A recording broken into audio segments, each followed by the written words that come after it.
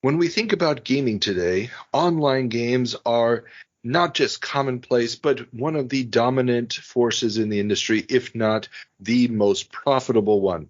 But if we go back 40 years, who were the pioneers that laid the groundwork for the massive industry we have today?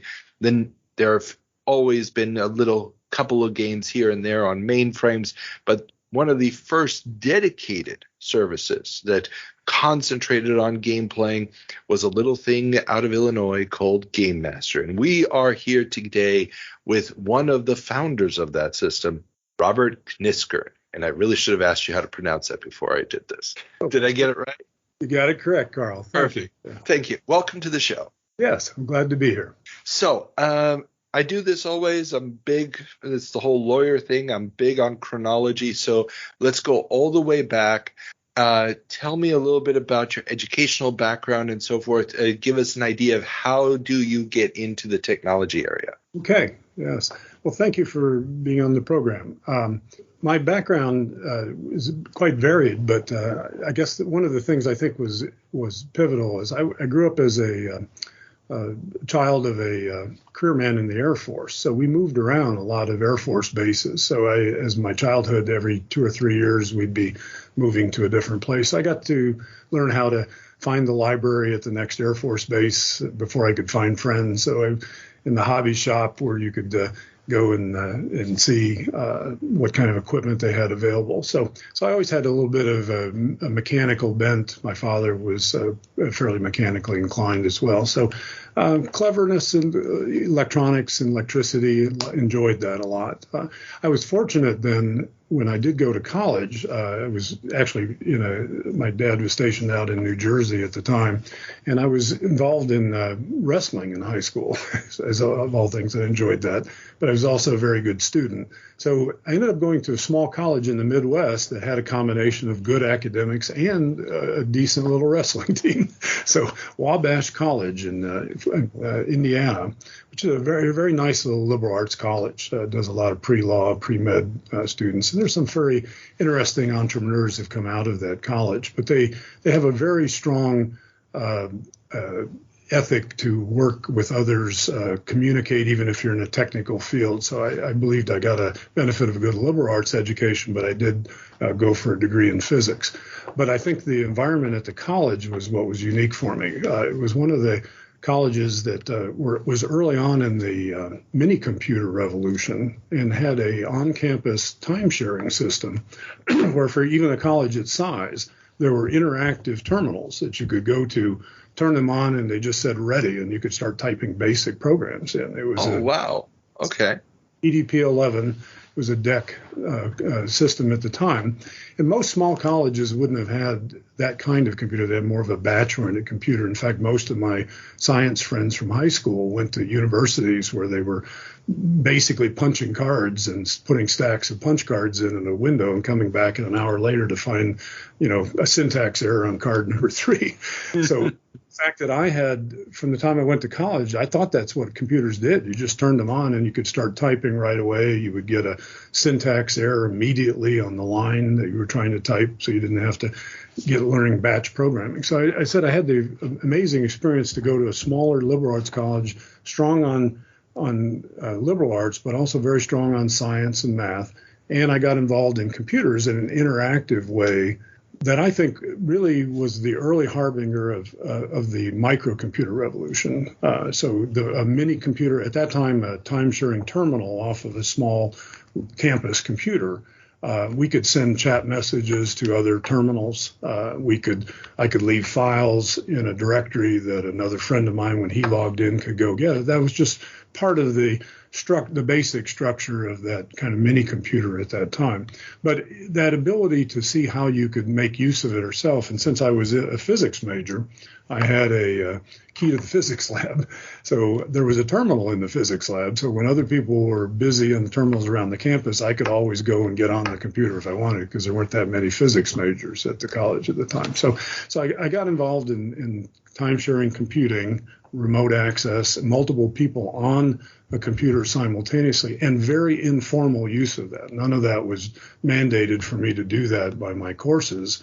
it was just an incredible interest in computer. And I was very fortunate to have a roommate at the time who was a year ahead of me that actually was quite a computer whiz. So not only I was learning right from that, and when you've mentioned some of your experiences with software and all in the past, the early days of computer in the mini computer world, companies like DEC didn't really view software as really a very expensive item. They sold the mini computer machinery, and there were open source code files for many of the utilities on the system. So I learned computing by actually reading and looking at some of the computer programs that had been written by DEC engineers and other academic institutions that had contributed data. Many colleges would share utility programs and stuff that people had developed. And so leading up to one punchline, my roommate and I at that time, I said, wouldn't it be neat if we could play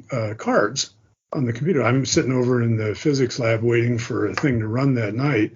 So my friend, roommate at the time, Greg Krim, was not eventually involved in GameMaster, but he basically coded up a small program to play the game Spades on cards. And so you could have one or two people could log in simultaneously and play the card game on the time sharing system. So that had been an idea I'd asked about. He knew some of the computing a little better than I did and some of the multi-user aspects. And so got that up. But boy, that really stuck with me. So I said, I think the combination of the college I went to, the moment in time, and probably being about 5 years ahead of many other people for colleges of that size. You know, so the college had gotten a grant from like the Lilly Foundation to put more advanced computing into small liberal arts colleges. But we basically ended up with a PDP 1120 that eventually became 1170 later. And so there were very much of I would call the early mini computer experience I had a chance to experience, but from a more sophisticated time sharing environment. So I guess that's how I got involved in the computing. One other item that was, I went to college in 73 through 77. And in 1975, I believe it was when Popular Electronics came out with the S100 or the Altair 8800 computer. And the moment we saw that, we said, oh my God, because we were trying to figure out how we were going to save our money up to buy a PDP 11, which was, $40,000, $50,000 machine at that time. But when we started seeing these microcomputers and said, wow, that's not unlike a small piece of what we've been doing with the mini computer, realizing that the amount of memory you might allocate to a single terminal was actually smaller than the total. So we looked at the sizes of these first microcomputers and say, well, it's not that much smaller than some of the small programs we've written. So we had actually bought one of those while in college. And so pretty much into the whole hardware side of the mini computer revolution. So I've got still a bunch of S100 gear and a number of other early stage computers. But so assume that from the time I was later in college, I wanted to have my own multi-user computer system, if there any way we could. But they were still priced way out of anything I could envision for a small company or a small person at that point. Now, I'm going to go back here because there's a couple of issues there, especially with the Altair. Now, PDP-11, I mean, there's been tons written about it. One of the more forgotten aspects of the early computer revolution is that S100 standard. Very few people still talk about it. It kind of gets drowned out in the trinity of 77, the Apple II and PET and the Trash 80. So my question here first is, so you see this in popular mechanics. How long after you see or find out about the Altair do you actually manage to get your hands on one? We had number 400. Oh, wow. Okay. The day I saw the magazine, we took up a collection, myself and several of the other technical geeks at college, and we sent our money in right away. We waited like everyone else to get it in a box of parts. And we did eventually get it working. But it was a very pivotal time in the machine because the S100 bus was one of the first times that something appeared that was available to hobbyists as well as a sort of a prosumer version of it. There were companies that took and hardened up, mechanically more stable S100 based systems and marketed them into businesses, and they marketed them into others. So the fact that you could have peripheral cards, that you could have a card that could service a printer or a disk drive, that you could actually buy and plug it right into the system you had as a hobbyist, was a big deal. I was still thinking at that time, I knew the power of a hardware card interface standard. So when we dealt with the digital equipment PDP-11s, we were very well aware of the interface cards that you could move around between different models of mini computers. But there wasn't anything in the small market at that point. And the S100 really did. It played into GameMaster later with the multi-user system too. But I got very excited about it as a sort of a standardized framework that a lot of different microprocessors and memory and stuff could begin to come around. Not a lot of it in the early days was just the Intel-based processors, but there were a number of other processors brought to that bus too. Cool. Now, okay, so you put this thing together, and I'm guessing you guys had it as a kit, or yes. So what? I want to get a feel for what was the experience like of, opening this thing up and having to figure this out. Had you had a lot of experience with computer hardware at this point? Because it sounds like you had just been doing the software on the PDP. Actually, most of what I was talking about, the software, was my education in the software side. Even prior to that, I'd been heavily in the electronics side. So some fairly complicated stuff, computer-like sequencing gear made from TTL chips and things like that prior to actual microprocessors. So I would say I was a pretty good digital logic hobbyist for the time. Didn't have a job doing it yet, but I'd learned a lot about it and had access to I had a small repair business. I would do electronic repair for people. So I always had sources for parts. I got pretty good at got accounts with much of the major electronics distributors. So I had a little company of my own name and got a business card and got registered so I could order parts wholesale. And so I always felt software was absolutely critical, but platforms and the input and outputs to the platform are critical for the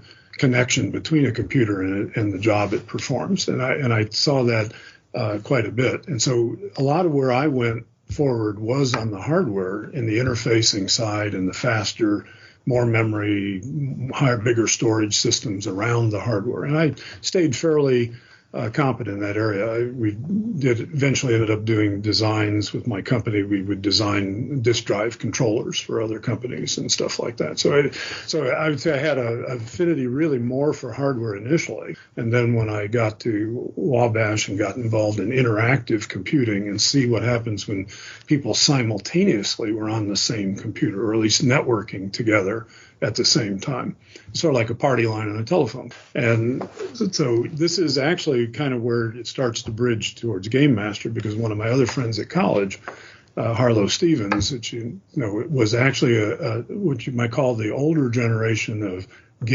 simulation game enthusiasts. First time I had met him down in the basement of our fraternity house, he had set up an entire battlefield on 2 or 3 ping pong tables with the felt and all the little trees and all the soldiers and the stuff. And he was playing he was playing these strategy games with other people by mail. And so there were other people that had their basement set up with these things. And so he was very much into the gameplay and the strategy kinds of games, those sort of turn by turn ones, but of the bigger, more involved kind. And that's so obviously where the complex gaming started to bump into what could be done with computing. So gotcha. Okay. Going to have to put a pin in that one, because that is definitely something we're going to have to come back to. So you get the Altair, you guys get it set up. Now, your experience using this machine, you talked about the ability to just plug stuff into the S100, different peripherals. Obviously, it's not plug and play, I'm guessing. So what is the process even like back then if you do buy one of these peripherals to get the CPU to actually interact with the peripheral? It's how do you boot one up? Like they say with cars, the old days, the crank start and set all the levers and all, yeah. So we got the Altair in, got it built up, and I did have access to more advanced test equipment at the electronics lab at the college. So there were things that weren't. We were probably one of the few that got ours working without other people's help. And there were some early errata and early issues that we actually did get figured out, but we got it up and running. And one advantage of the original S100 is they had wired it up in the Altair in a frame with sense switches and LEDs on the front that actually mimicked very closely the kind of switches and lights that were on the front of a DEC mini computer. So from just like there was no console, no terminal initially, but you had lights showing addresses and data, and then you had a whole rows of switches for address and data, and you could actually load anything you wanted in any location in memory by flipping all the switches, load one. So, just to write a single byte to memory, you'd be flipping up to 16 switches for the address and 8 switches for the data, and then a deposit next. So you'd make up a chart for machine code, and then because the machine had no ROM, it had no storage. So when it first would start up, it couldn't do anything other than jump to 0. And so you would actually key in a bootloader program, a small utility that it would be very painstaking after first power up, but you get it in and it would be enough of a machine code program that it could go and start loading programs from the cassette tape. And so then you could have a digital tape recording with modem tones basically on an audio tape, but then you could start up the cassette recorder player and then load a larger program in. But the funny thing is, on the DEC digital equipment computer at college, you had to do the same thing. If the machine was ever powered completely down, you had to actually, there was a big long list of commands, and you had to actually stand there in front of the mini computer and hand key in through all the switches on the front enough of a boot program to start loading from either a paper punch card reader or a paper tape reader to boot up enough memory to then load from the disk so it could complete booting from the operating system. So they were quite involved. And if in the early days of S100, if you didn't have a bit of a hardware bent, you probably wouldn't get that far. My group, a combination of friends, we had a combination of hardware expertise as a prime focus with some software crossover, and also the other way around, primarily software with very little awareness of the underlying hardware. Guys had learned just on the mini computer. So it was a pretty heady time to, compare notes. But we could see this almost toy machine. It only had it actually came with 256 bytes of memory to start with. And we coughed up another $300, I think it was, to get 750 more bytes so we could brag that we had 1K of RAM. And so then we started like, well, what are all the programs you can do with only 1K of machine code? And it turns out quite a few. You could make tones. You could do all kinds of musical kind of things. You could flash lights. So it was interesting because we could see, we could basically leave our dorm room, go over to the fraternity or go over to the college computer and see a more robust version of what we had there. It was just clear to me that was going to happen. Memory was going to get cheaper. You're going to bolt more on it. The moment that 1 megahertz processor came up and ran 1 kilobyte of memory, the sky seemed to be the limit. We knew it had a 16-bit memory address bus. You could hang up to 65K memory on it if you needed to. So I guess I'd say that I think one of my unique opportunities was I was far enough along with the understanding, a little more informal look at what mini computers were doing. And I never worked directly on mainframes other than remotely, but seeing that physical hardware of a mini computer and knowing how it was able to spread its tasks around multiple dumb terminals, et cetera. And then when the microcomputer revolution started coming along, everybody said, well, they're just toys. That's not a real computer. And I said, well, I remember when the DEC was not called a real computer because it wasn't a mainframe. So it just looks to me like it's just moving on down. So I think this is the next thing. So we started thinking about the microcomputer as an intelligent terminal. And that's where the idea of thinking, wow, if we just connected this up to the mini computer. And how do you do that? Well, it turns out they have modems. And so our college had a modem on the mini computer that was used to transfer files between it and other computers because there wasn't an internet connection at the time. So I think we learned some of the facilities and some of the management issues and needing to be around multi-user computing. We had enough of an experience with that when the microcomputers came along, we could see over the flaws and work towards getting it to be, what we needed it to be. Gotcha. Actually, it sounds fascinating. So, so you graduate in 70, you said 75? 77. It was 77. Electronics Altair article. Yeah. Okay. So 77, like I said, that's the year of the Trinity, the three big first microcomputers. And now you have a degree in physics. Mm-hmm. What do you land a job someplace doing physics, or how? Where does Robert go after graduating with his fresh diploma? Yes, the career assumption was I was probably going to work for IBM. So after college, I had met my wife to be at a nearby college, and so I graduated in '77, and we got married later that same year. And so I had been interviewing. I was actually working currently right out of college. I just picked up an odd job at a television repair place. I was pretty good at repairing, but I was putting in my resumes and it was interviewing. And I had a job offer from IBM to move to South Bend, which wasn't that far from Fort Wayne at the time. I'd landed in Fort Wayne, Indiana after graduating from college in Indiana. My wife-to-be was from Fort Wayne, so that's where we ended up. But we decided that she had a better job at that point and didn't want to lose that job to move to South Bend so I could take the IBM job. So I said, well, I'll just wait and see if anything else comes. We'll pass, see if we can get an IBM job here in Fort Wayne. I was feeling a little cocky about it. And the interesting thing is, wasn't probably a week after that, I was driving home and I saw a sign that said computer store opening up. And this would have been in 77, late 77, early 78. And one of the first computer stores in the Midwest opened up in Fort Wayne, Indiana. There were two engineers from Magnavox the consumer electronics company, and they also did defense work, was based in Fort Wayne. And so I saw this thing, a computer store, and said, oh my gosh, that same like Altair thing like we built 2 years ago. There's now, I've been reading about computer stores in California, but not in the Midwest. So I just stopped in and said, you got to give me a job. And they said they couldn't afford me and they were just trying to get started. And I just kept hounding them. And so eventually I ended up working at this computer store. And so it was called Data Domain, and it was actually kind of a franchise out of another company, Data Domain Computer Store that was in Chicago.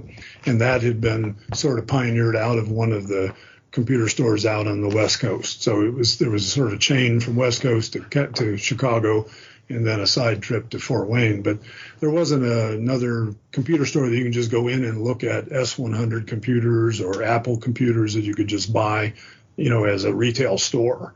And so I just thought that was great. So I actually became their service manager and got involved in customized projects where the use of the microcontrollers and microcomputers either put together a specialized system for someone or could be involved in the repair of it. So I ended up essentially in a computer store business, but it had a bit of an industrial bent. There was, because of the manufacturing base in Indiana and the Midwest, there was a lot of interest to try to use the newer, cheaper computers for process control, other kinds of communications, calculation tasks in factories. So we actually started applying microcomputers and the S100 computers into specialty control systems, specialty written databasing systems for tracking parts, machinery, that sort of stuff. And so that was my professional part of the career, but that was starting to overlap with my second life, which was with GameMaster in Harlow, which started also about the same time right after graduation. And so okay. I had my full-time job, and I'm, playing with computers and trying to get as much around computing as I can be near any of it. And that was where I had gotten exposed to probably one of the most advanced S100-based computers at that time. It was called the Alpha Micro computer. It was based on the WD16 chipset by Western Digital, and it was actually essentially a clone of a PDP-11 mini computer. And it came out as a 2-card set for the S100, but it could address gigabytes of memory, which was unbelievable for the time. And so gigabytes. And so storage systems could be, virtualized storage systems could be envisioned. Even if you didn't have gigabytes available, you could use virtual memory and pretend to have the gigabytes until you ran out of them.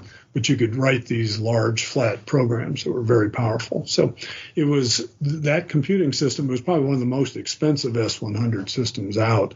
I think getting started basis with a hard disk drive and all on those systems was probably around 20 grand at the time. But it represented it was a fraction of the cost of a mini computer, and it was pretty much every bit as powerful as a previous generation mini computer. So it was that exposure to that time sharing kind of lower cost computing that was emerging, coupled with my friend from college, Harlow Stevens, who was always into the gaming and was wanted to do more. We'd been involved by that point. I was writing little cassette-oriented games for him. He was selling them to people for the Apple computer and other things at the time. And that's when the idea of an online system started to come along, because he was talking about doing these different kinds of large simulation games, but they would have to have weekends where people would come together. So they'd be all together like in some facility and go through a rounds of mock battles and stuff. That's when I said, well, you don't need to travel. We can just do that on the computer. And so that's essentially, my career moving into the hardware and the systems design side of computing, still looking at this kind of application that could make use of multi-user computing, and that's essentially online gaming. And that's where it got real intense after that point. It was a very good time for modems were just starting to get cheaper and stuff was there. So, okay, so you guys have this germ of the idea of being able to implement the games online using this new tech. So what is your first step? I mean, do you do, and I'm thinking modern business approaches, you do an assessment of what are the costs going to be, what is the available tech, a business plan.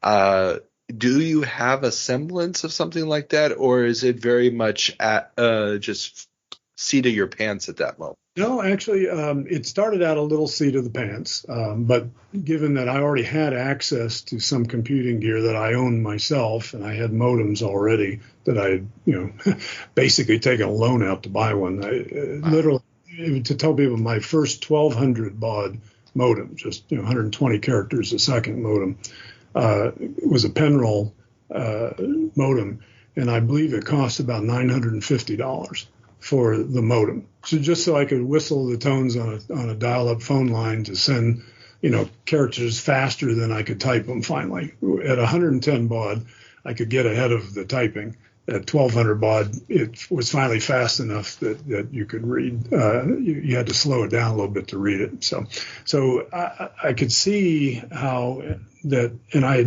even just from my home to the computer store, I started to use a modem so I wouldn't have to come in, and I'd rig up an auto answer system at the other end so that I could get to some of the projects I was working on, even just remotely from home. So on a local call with a modem, there was no charge other than the local calling. And so what we realized pretty quick when I was talking with Harlow about that, we did do a more formal assessment of what it would take to do it. And Harlow put together an impressive business plan. There was actually some pretty good prospectus. There was some additional fundraising that was done. But the plan in general, around that same period of time, there was a phenomenon called bulletin board systems, where you could call into, typically they were just a system that would answer the phone and then present a series of files. So you could download or you could upload files to it. And very often these systems would have different um, different application focuses. If somebody said, oh, here, I've got a bulletin board system and I put a lot of old schematics from some old, radios from the 30s that you could download those, a text file, or you could download some other stuff. So you would have to dial into these bulletin board systems, go through those protocols, download files. So starting to have the modem be a consumer product was starting to happen. But we could see that the issue of information services, news, all that certainly could also be coming on the online thing. But the gaming was so unique because having people actually there at the same time interacting, and the results of what they did at one step in the game instantly was seen by everyone else. That was so exciting. And Harlow was actually a very good game designer. He designed essentially all of the early games for GameMaster, in a combination of some more a little arcade-like, some more complex. I'd say over time, he had a very strong proprietary affinity towards good, complex games. And so we became we had a group of very loyal people playing the system and games. But I would say there was increasingly, that question of what group are you servicing? Is it people that are used to, very complex strategy games where they'll spend an hour before they make the next turn, or you're doing fast, twitchy kind of things where you want to be kind of mindless and not think too far ahead. And so GameMaster tried to have a little bit of a balance of that, but we realized quickly that the number one problem is what became called later the last mile, but essentially how do you get out of somebody's home without losing your shirt? And so the dial-up modem was a wonderful way to make a connection to another phone that was connected to a computer that was local. But if you got dialed another long distance number, and I'd run into this with these bulletin board systems, I would call a system in another state. In just the period of time it took me to download a text file, I might end up with a long distance charge on my phone bill that was, pretty outrageous. So the strategy with GameMaster, which I thought was pretty brilliant at the time, he was Harlow had looked around, and in Chicago area, they had a thing they called Call Pack, he called it, but it allowed for just one little extra charge. He lived out in the suburbs. It extended the local free calling area all the way to downtown Chicago, which also picked up the suburb. I mean, it was just like suddenly I said, Harlow, if you're saying that local calling area, I mean, just local is how many million of people? Oh my gosh. So we said, that's the plan. We would franchise a GameMasters to put small mini computers in the local areas of large areas and then service people that could basically dial up a modem and stay on for an hour without having to pay huge long distance bills. And so essentially our way to build the gaming system into a national network was to go first to the larger cities and establish nodes with large local calling areas. Then we would lease our own lines, and we had started to expand this later. We'd lease our own trunk lines between those regional computers later. There was nothing like the internet envisioned at this time. The telephone company was still under pretty direct control of everything, but they would let you place a call and whistle tones to send some digital data. But essentially that's how GameMaster's business plan got going. And it looked pretty good to start with. So going into the Chicago area, large metro area, there were a lot of game enthusiasts. There were game Dungeon and Dragons like stores in that town, other strategy and fantasy games of the old type. So we had a ready way to get in front of some people who might be interested in computing in games. And so that's how it really started. And it was more formally pushed to that. Harlow did put together the company. He was always more of the business side, and some of the game design. I was more of the technical CTO, systems, utilities, and a good chunk of the actual programming of the system. We did bring in a couple other college friends. Paul Martin was another person that did a lot of the accounting systems and a lot of the keeping track of all the people coming and going on the system for the billing purposes. But we essentially had to write everything from scratch. We had a basic time-sharing operating system. We made raised enough private capital to purchase one of the Alpha Micros, put it in Chicago. And then I leased a phone line from Fort Wayne to Chicago so I could remotely program it. I had during some of those months, it meant 78, 79, I had some months where my telephone bill was over $1,000 because I was essentially on a long distance call for hours every night, doing my best to get it done and then hang up if I could. But so a lot of our capital went into telecommunications costs. We rented an office in downtown Chicago on Wacker Drive, and it was a building we chose because it had some of the best telecom hookups. There was a point of presence in the building that made it very easy and low cost to bring in lots of phone lines. So we could envision putting in a phone bank. We were up to a maximum, I think, of 17, 18 phone lines in that office. So we could have up to 17 people simultaneously on the system. But we envision ramping each location up to handle, a couple hundred per location, and then, extend the system out nationwide from that point. That's okay. And there's a little bit I need to unpack there and go back a little bit, but that is already a very good overview. Now, just to understand, and especially for my international listeners, because this is one of the unique things of the U.S. telephone system that I don't believe anybody else, maybe Canada does it as well, but that's it. The idea that local calls are free, that you pay a flat fee for the telephone line and that the local calls are free is very much a uniquely American concept. Nobody else had that, which is also one of the reasons why the internet as we know it doesn't really spread in most countries until after the advent of high-speed connections. So the dedicated line that you're talking about for your connection is basically just an extra telephone line, correct?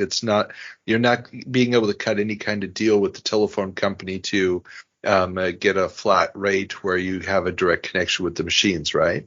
It's as close as you could get to that without the extra horrible expense. It was called an FX line back then, but essentially it was a dedicated number that you dialed, but they had prearranged a connection through GTE locally here in Fort Wayne through to Ameritech in Chicago. So it didn't place a dial-up call. Essentially, once I essentially activated the connection, one receiver in Chicago rang. It was like a branch office phone line, essentially. Gotcha. Something they would sell to corporations so that you could put an extension out at a branch office, but your PBX could still be at your main headquarters. And by that time, I was pretty sophisticated with knowing the underlying telephone technology. I was kind of involved in the early generation of different color boxes playing around with phone systems. Okay. So first computers that you could actually get near could be accessed through your home phone line, which was kind of interesting. That was in my early college career. But as part of that, I got to understand the physical technology of the telephone system pretty well and done a lot of research on that. Later in my career, we did a lot of work in the telco industry. We designed line cards for telephone switch systems. And so I got pretty deep into the knowledge of the current generation of telephony-based systems.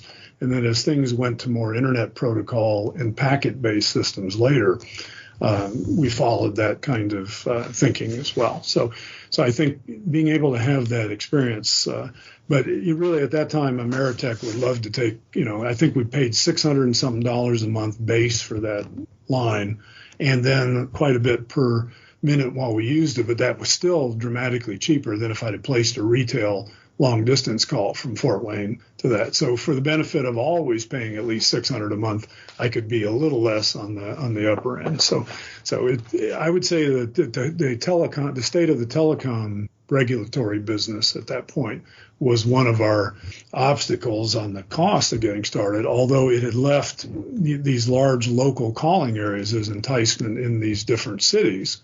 I would fast forward and say I believe that's one of the biggest things that caused GameMaster to really not achieve what it needed to achieve. There was a major change in Chicago, and they dramatically dissolved down and reduced those calling lines down, and at the same time began putting penalties in for people using modems for too long. That was a period of time where they were saying that the time of an average telephone call, that you would call somebody and talk for a while and then hang up, versus the amount of time that the call was not being used.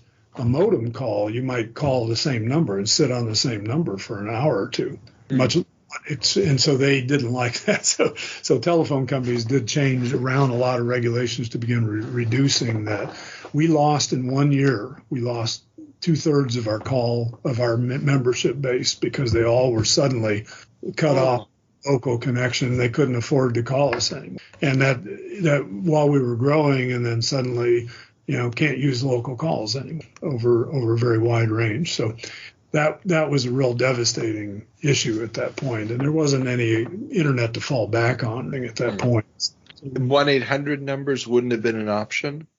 800 numbers, yes. In fact, we were looking into that, and some of the extra later work I did with companies like Sierra Online and stuff were making use of the 800 numbers through special arrangements with the phone company. But it still would involve the amount of capital to have to essentially pay for all the 800 numbers, because essentially that the company's paying for those. And the customer could see it as free, but then there's a huge upfront capital cost per month to maintain those 800 lines, so 800 number of lines. So essentially, we ran out of capital to try to expand. So the system stayed on for a number of years as a very small, very dedicated gaming system for a group of people with some specialty games. But I was not able to, never generated enough money for all of us to really quit our other jobs. So I tended to I was working 2 or 3 jobs essentially, of which GameMaster was more than one of those at the same time. So I had to kind of get out of some of the active involvement in the later. So, but it was really an exciting time of where it came together. And we saw a lot of interest in not only the retail stores helping to cross promote us, the gaming stores and the comic book stores. We held a number of events where we would, go to those stores and host some kind of party or event and hand out our call-in cards and stuff. And as I said, in 1981, there was an article in Interface Age, which was one of the earlier tech publications that really started to catch attention. And then we got noticed by Popular Mechanics and several others. And so the interest really started to increase. But all the interest that came outside of anybody living in the Chicago area wasn't helping us, because we weren't franchised yet into the other areas. And unfortunately, for the franchise concept, the idea of the reduced local calling areas across the country just made that look less and less viable. So we weren't as attractive as a franchise model. So gaming had to wait for the internet to come along to put the infrastructure in place for people. Very, very true. Now, so let's go back real quick to the hardware that you decided to use to launch the service. So what are the specs that we're looking at there, approximately? What kind of machine was that? It was an Alpha Micro. As I said, it was based on the WD16 chipset. So think of it as essentially a mini computer instruction set. But the company Alpha Micro actually ported over essentially a multi-user operating system to it. So it basically had the sophistication to manage multiple users simultaneously, like a mini computer. So we had the Alpha Micro system. We tricked it out with about as much memory I think you could put on it at the time, which I think was around 128 kilobytes of main memory. And we had a CDC Hawk disk drive, a hard drive, which had a 5 fixed and 5 megabytes fixed and a 5 megabyte removable platter on the top. So you could have 5 megabytes of all storage always there. And that was the system disk and all system utilities. But the top, you unhook the top and push the button and it powered down. And I don't know if you've ever seen the old-fashioned disk drive cartridges, but the top opens up like a washing machine, and you shove down a large plastic cover that locks onto the disk drive, keeps it dust-free, and then you lift it out of the machine. But you can set it on the shelf then. So we could have, it was one of the first times in the mini computer you could have megabytes of either software utilities or programs you could write and switch back and forth between them in a development environment. So for the online system, what we deployed during production times in the evenings was the full system was online. So it had 5 megabytes of hard drive and another 2.5 megabytes. We'd use half of one of the removables for temporary files.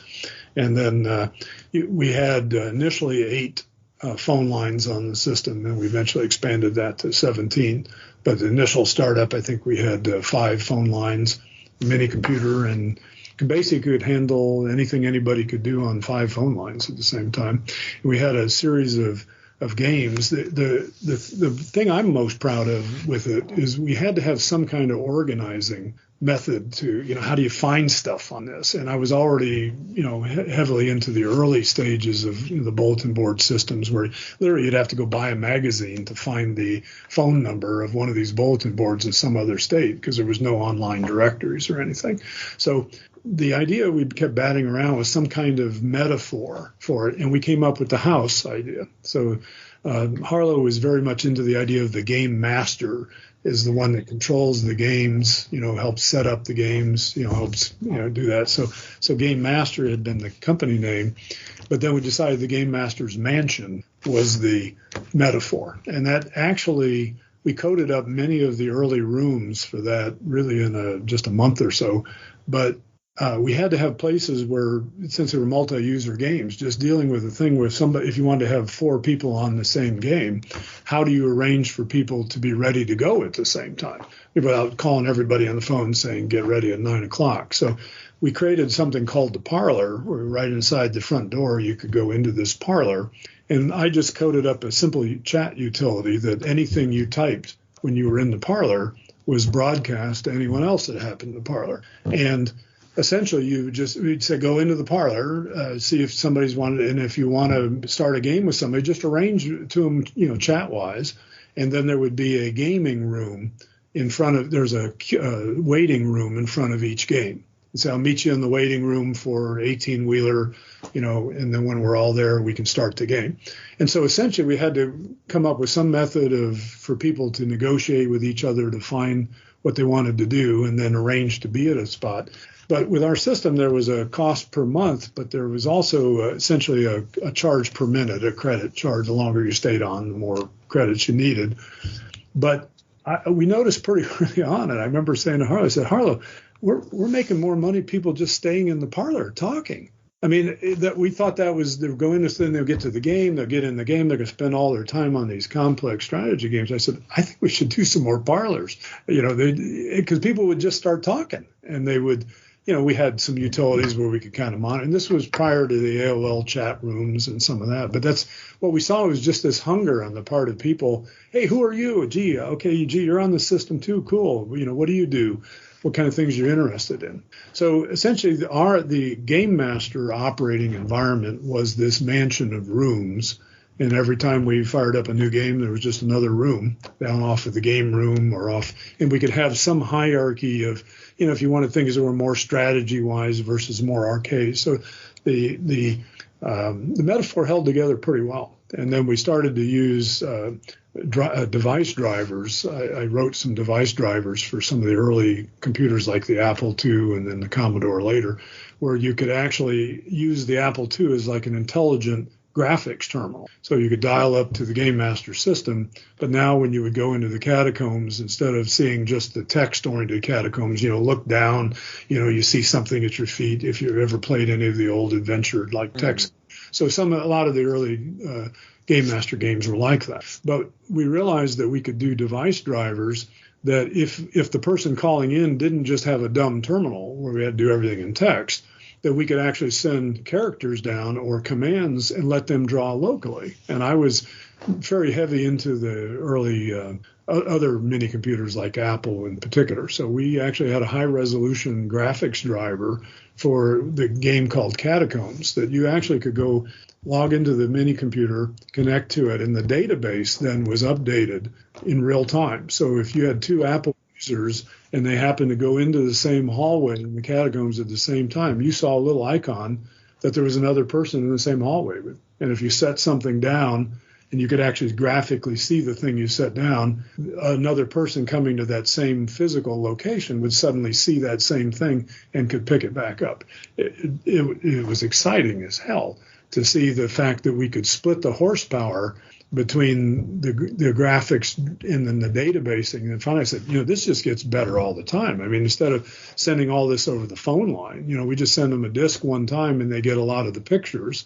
And then the real-time issue of where they are and how they work with it could be working that way. So we really envisioned a strong growth into more intelligent use of microcomputers as intelligent terminals and running some of the game itself and still coordinating through the GameMaster system for the databasing and the conflict of knowing what you're actually touching together and enforcing the rules of the game. Now, just to picture it, because a lot of the articles have drawn diagrams, and I'll put links to these in the show notes for the listeners, but there's drawn diagrams of what the rooms look like and everything else. But I'm guessing because this is a cross-platform system, so you can play on this. You guys were supporting, I believe, all three of the big ones, Apple II, TRS-80, and PED at this point, correct? And, yeah. What we call dumb terminal. Dumb terminal. Text-oriented terminal. Okay, so what does the interface that the player sees when they log in actually look like? What are you getting on your screen that's representing this house? Primarily in the early days, primarily text description. So, and they were rich text. We had some pretty creative people, liberal arts, and so you're standing, you're looking into the drawing room, and and it would describe the furniture and the mantelpiece and some of the, and so it was trying to give a certain amount of attitude and metaphor, but it was primarily text initially.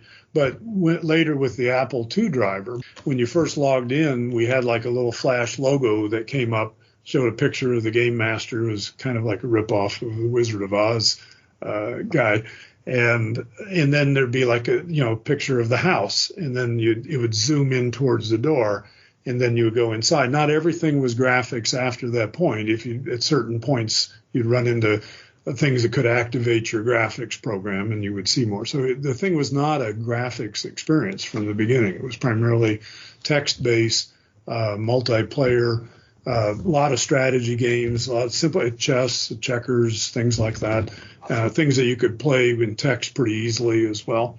But clearly the growth was into the graphics and the sound capability of, like I say, not only the PET and the TRS, all three of those that you mentioned were really some of the first fairly usable consumer kind of device, and one that you could fairly reliably write a program for and send it to a person, and they likely could run it.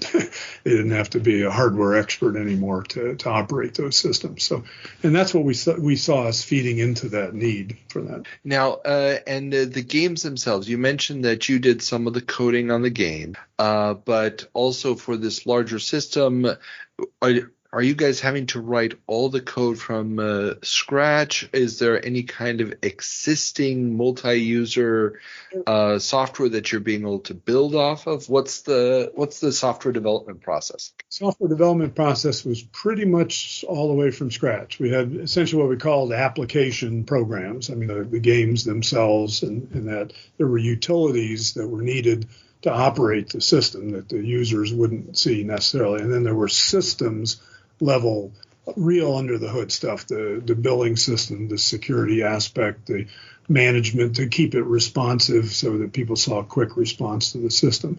But so of the team, there was a team of probably about 7 or 8 at its height. And several of us were very, very good hardware and systems geeks. Some were good applications and database programmers. One of the guys that wrote the 18-wheeler amazing national truck simulation. You could have dozens of trucks on the road going different places, and it was quite an amazing game. Wow. The programmer that wrote that, actually under Harlow's design direction was actually a business database program for an insurance company. But he had learned how to do very sophisticated databasing and file structures. So we had some pretty sophisticated setup. So doing the software, we'd write it ourselves in text files. We'd have to do the compile, and then we'd have to install them on the actual system to run. We had the advantage that we could set up a smaller group of people as testers. So we would have a portion of the system in beta, but only a smaller group of people typically would be involved in doing those testing. So much like what became later, we had to experiment on the customers in real time and give them change something tomorrow. We hope it works. If it does, we'll leave it in place. Otherwise, we'll go back. But just wanted you to know. So there was, but the users were very tolerant at that time. Many of them were early computer adopters already anyway. So I think it was a receptive group. Cool. Now, the game software, you've got your limit on how many people are there.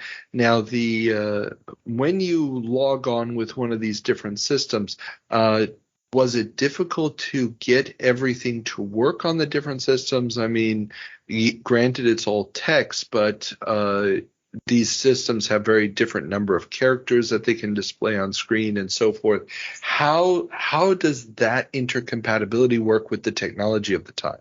That was exactly one of the ongoing arguments. Many of the dumb terminals did have an 80-character capability from coming out of business computing, but the Apple computer could only manage about 40 characters across the screen because it used a regular television set as a display.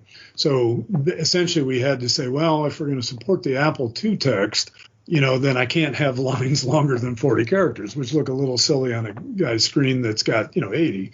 So we kind of went back and forth with that and essentially more or less tried to keep the user interface, if it was text, in the 40 character range, which would work on the TRS-80s and the PETs and that, but also didn't typically try to take overt advantage of more advanced terminals, because then it's not really a dumbing down, but just trying to think carefully how we can present it, with the least amount of dense text where possible, because that was an issue between them.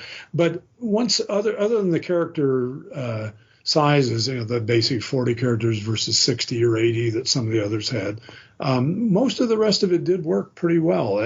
Text, every computer early on, you could get to a modem and dial up another bulletin board system or computer if you needed to. I designed modems for Apple II computers in the early days as well, but they were one of the first peripherals on S100s. They were some of the first that came out on others. So there was a need for them. And then, like I say, once they existed, the protocols over that, what they call terminal emulator formats, but basically when a TRS-80 pretended to be a dumb terminal, what dumb terminal did it pretend to be like?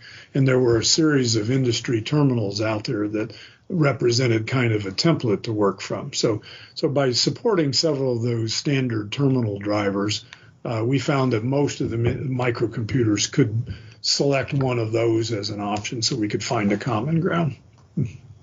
Yeah. Okay. Sorry, I'm thinking through the information now. I'm trying to piece it all together because we have at this point all these restrictions. Was there ever any attempt to try to use basically Ascii art to display some of the more complex ideas? Oh, yes. Yeah, we actually did quite a bit with Ascii art. So, yeah, to the extent, fairly, like I was going to say, if you think of the chess boards and the checkerboards and stuff, that was all Ascii text characters. And some of the terminals would support partial graphics, almost like little strange pieces of text that you could string together better than just using a period for this and using that for that. But again, if you optimize too much for those, then the other ones didn't look so well. So we saw that the real breakthrough is what we call the graphics drivers. That it was when Apple had it early on, and we wrote one specifically for that, and eventually some other programs were written for some of the other microcomputers that would emulate like a Tektronix plotting scope, a very expensive device, but it would emulate the same software that you could find that software that thinks it's going to an expensive plotter, but it's actually just going to the screen of your microcomputer. But you could use the protocol for plotting now to actually plot points and dots in a more general purpose way. So we did try to advance along with that, but we also still had the restraint of the maximum character speed of the modems at that time. So 1200 was kind of about it, and it was starting to move up the curve fairly quick after that. But it's still 1200 to 2400 is not everything. It still takes a long time to transfer a lot of data at that. Really tried to get as good as we could with making the experience interactive where possible, lightweight, get the points across where we could, but we couldn't. On most machines, you couldn't depend even on color, for instance. Black and white, or green and white was all you had. So the Apple was unique in that respect, that it had a fairly nice color palette and some high resolution you could use. Gotcha. And did you have statistics on the machines that your users were using? Did you know, what percentage of the user base was using what kind of computer? Yeah, and it changed over time. In the early days, the majority that started out were essentially, we call them the dumb terminals, just text-only terminals. But rapidly, the Apple computer came along. It was a very strong seller in Chicago area. A number of the computer stores that we were essentially working with there for promotions were pushing on Apple computers as well. They had a fairly good retail presence starting up in Chicago.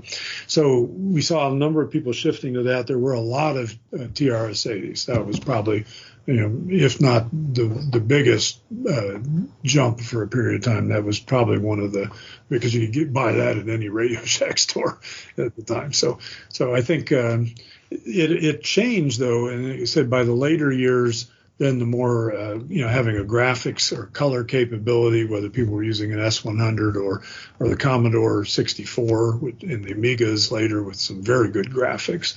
And so we were just starting on some of those more advanced computing things when the GameMaster system essentially retired at that point. And that does beg a question. When does it retire?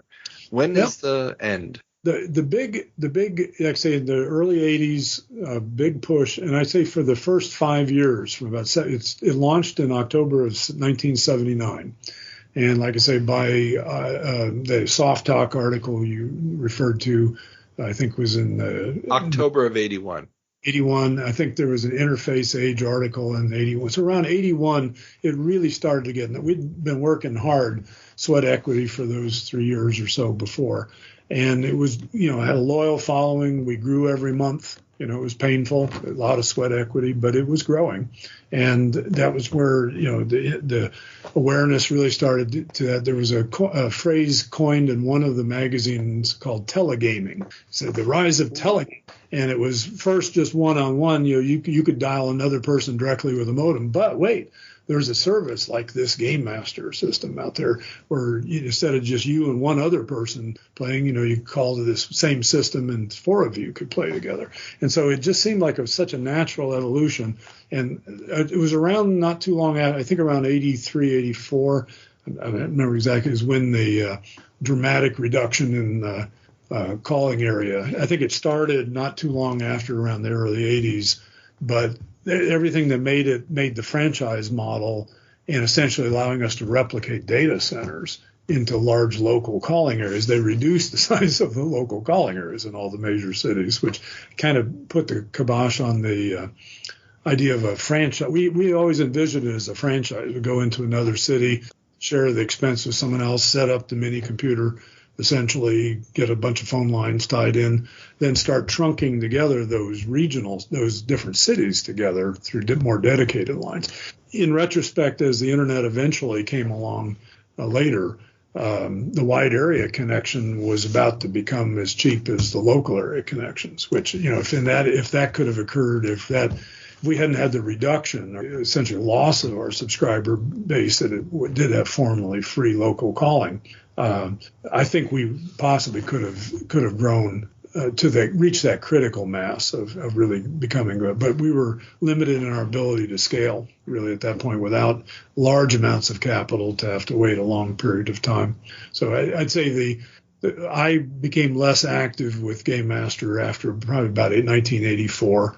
It wasn't growing that fast. There was a very dedicated group willing to pay their more sophisticated specialty games. Harlow continued on with a couple other game designers, and it became a very boutique thing. So I think the system was still in pretty active operation until about 1997. So wow.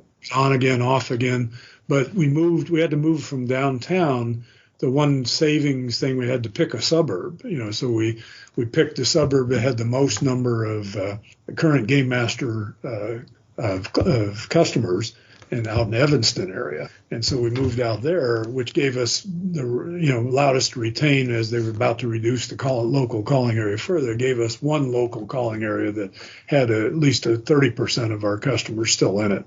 So we actually had to move the company so that our telecom cost didn't go through the roof. And so we're then trying to regrow up a little bit more after that. I don't think after that big move, it didn't reach the interest. And I think, to be fair for the business model, all the paths to scaling put into some kind of risk at somebody to have to go out city by city and essentially build a local system, and then trust that there would be some reason to tie them all together.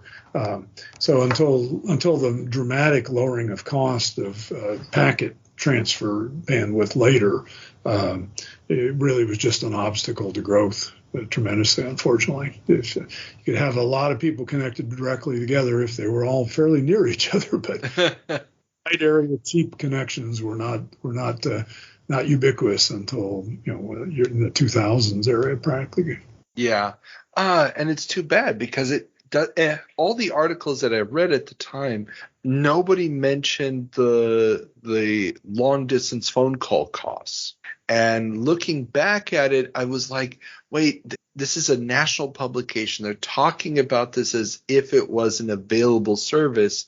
And I kept thinking to myself, is there something I'm missing? Because long distance phone calls would have just made this an impossible thing to take advantage of. It absolutely was. It was an insurmountable. If you had to try to play GameMaster for any long period of time on a long distance call, it was going to blow your budget. So it's just unfortunate that, it was that period of time, which was, this is part of telecom regulation, but there was a specific change in laws that forced the telephone companies to allow modems to be on a telephone line, because it used to be that the telephone company owned the instrument in your home. And so you couldn't connect any other devices to the public telephone system. But it was something called a Carter phone decision. I think it was in the early 60s somewhere. But it essentially opened up the telephone system so you could at least connect like an answering machine of your own to the phone system. Or you could, or what eventually happened, you could do a modem. The early modems, you had to literally stick the receiver in a pair of earmuffs. The direct connect modems that could go faster were a result of a deregulation, or at least forcing the telephone company to accept just a commercial connection and not have to assert specific authority over what somebody was doing with that other connection. So modems became possible, but they still, if you touch long distance, that still of service. So essentially you could place a modem call for the same cost as a voice call, which, as you say, was essentially free in a local calling. But most towns, the local market wasn't big enough to support, some kind of gaming system. But a larger city, it could. And so I think it was a good strategy for the time. But cost of bandwidth was still going to be kept too expensive for too long. We saw that again with video conferencing later, because trying to use corporate video conferencing on lease lines and paying for the extra bandwidth, telephone companies made video conferencing very expensive for businesses for a long time as well, until, again, the cost of internet bandwidth transport finally got down to the point where, the application wasn't as critical. You could actually throw more data at it if you needed to. Very true, as we're doing right now. Exactly. across the ocean. I mean, just imagine trying to do an international phone call for this kind of thing back in the day. You never considered the idea of, with the subscription, you got some plans for making a box of a particular color to be able to get those phone costs down. That was never a consideration, right? No, not.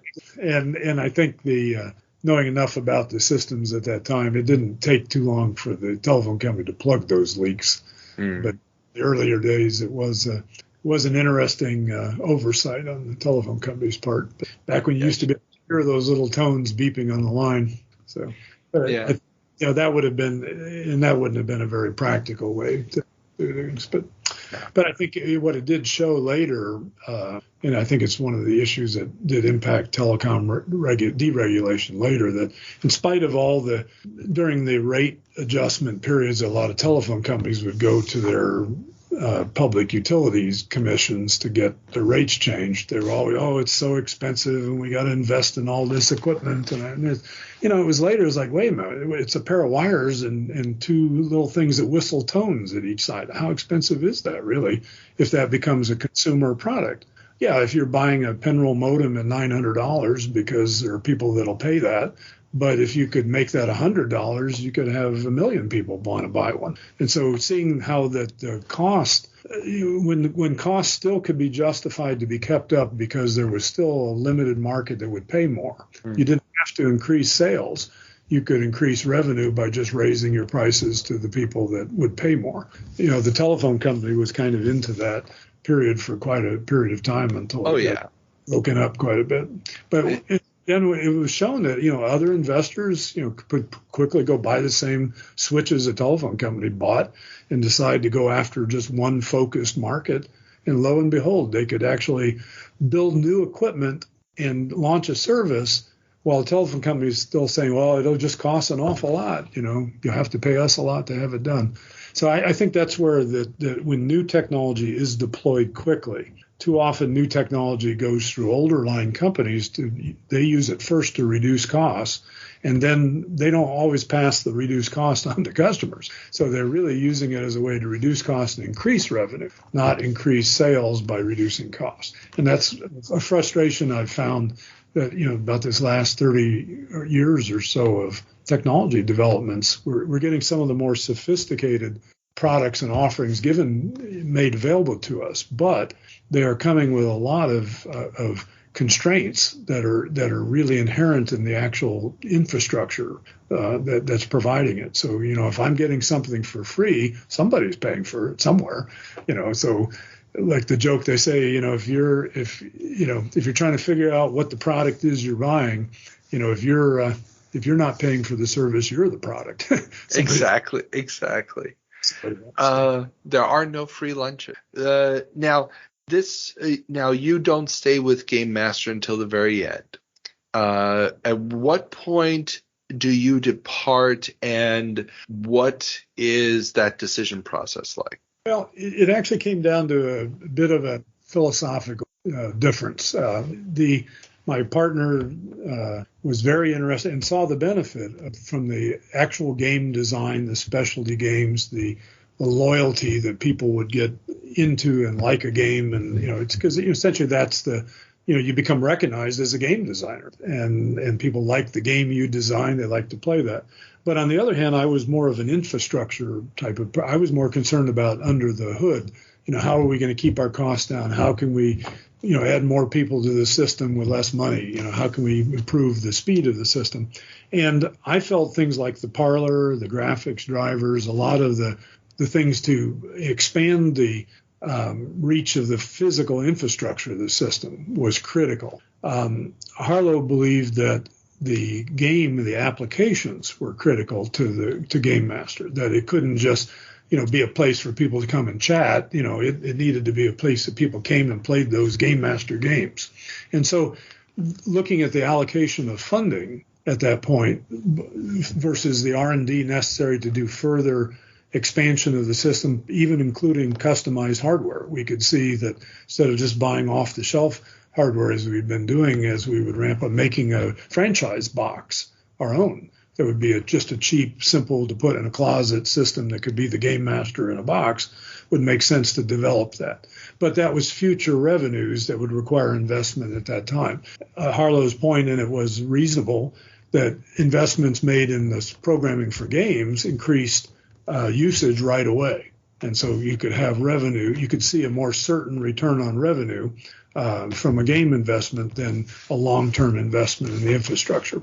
So I basically, and by that time, the basic system was operating pretty well. I mean, as far as being able to have people log on the system, keep track of them for billing, answer any questions about their accounts. So we had a fairly decent system. So to be fair, there wasn't a lot more to do other than just maintain some of that, unless its direction was going to grow.